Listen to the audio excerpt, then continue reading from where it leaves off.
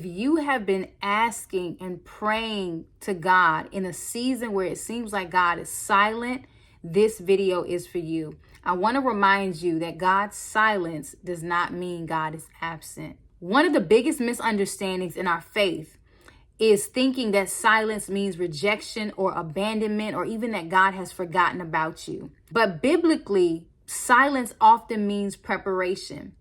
God is doing a work that we cannot see, and he's often doing the work behind the scenes. He's not ignoring you, but he's working beneath the surface. He's working behind the scenes. And I want to bring to your attention the Bible story of Joseph found in Genesis chapter 37 through 41, where Joseph was despised by his own family, his brothers. He was thrown into a pit to be sold into slavery. From the pit, he went to prison. From prison, he then went to the palace, but it was not a smooth transition by far.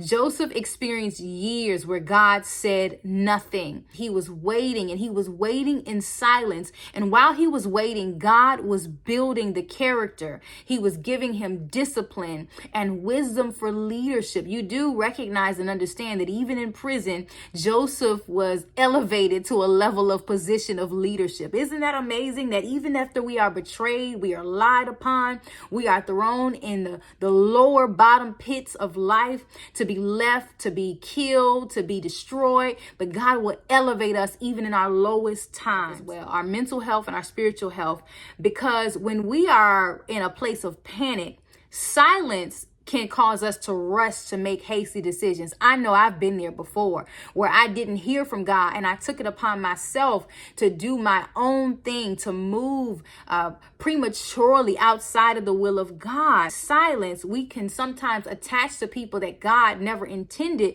to be a part of our life or our destiny. We can force outcomes, move prematurely, situations that God never wanted for us. But when we understand that silence is intentional, we learn patience.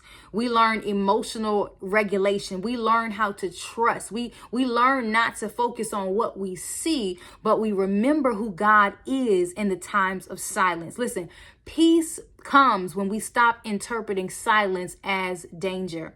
And I want you, when you get a chance, I want you to read about Joseph, chapters 37 through 41, and see how God used him even in a time of silence to interpret, to speak a word of wisdom to people who were in the same situation as him.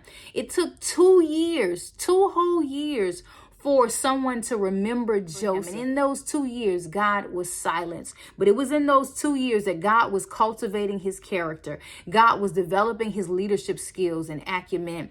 God was giving him favor. He was preparing him for access. Do not be discouraged by silence, because in the quiet seasons, you are not to be led and filled with fear, but you're walking by faith.